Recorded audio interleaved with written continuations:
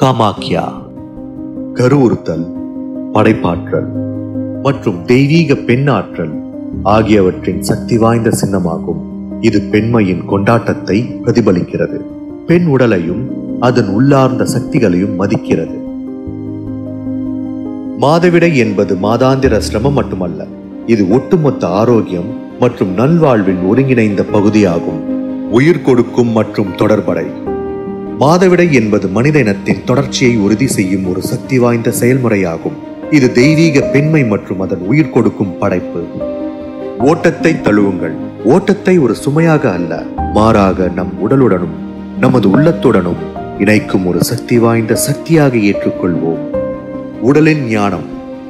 பெண் உடல் கருணையுடன் பருவமடைதல் மற்றும் மெனோபாஸ் ஆகியவற்றை அழகாக வழிநடத்துகிறது.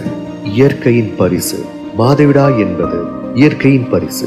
பெண் உடலின் நம்ப முடியாத சக்தி மற்றும் அழகை நினைவூட்டுகிறது.